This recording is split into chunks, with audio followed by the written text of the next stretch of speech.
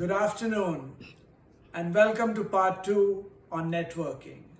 Yesterday in part 1 we saw that networking is an absolute must, not an option, both for personal well-being as well as professional development. Today I'm going to share with you in part 2 some strategies and tools that you can use in networking.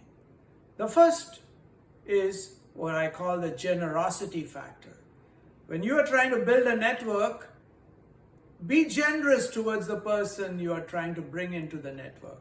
Don't think, how can that person help me? Rather think, how can I help that person? Introduce the person to your contacts, help the person in whatever areas they need help.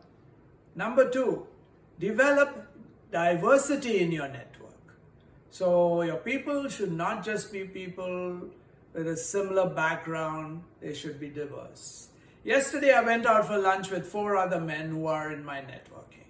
The first, he's a finance professional and he asks why questions for everything. Why this, why that, why that? Inquiring mind.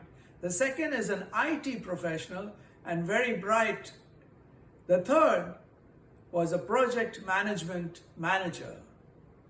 And the fourth is a restaurateur who owned a restaurant and now actually makes wines and cold cuts in his own home and is very, very generous and hospitable to anybody and invites them into his house. So very varied. Develop diversity.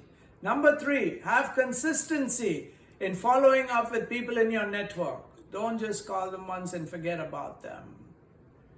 Number 4, always follow the person principle.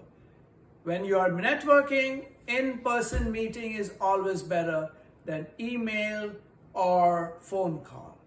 So my challenge to you this week, think of one new person you can add to your network. So as you can see, in the 2 parts, we saw how important networking is and how you can engage in good networking through generosity, diversity, consistency, and being with people. Our next video will be in a few days when I will discuss the Gospel of Luke chapter 10, which is this Sunday's Gospel.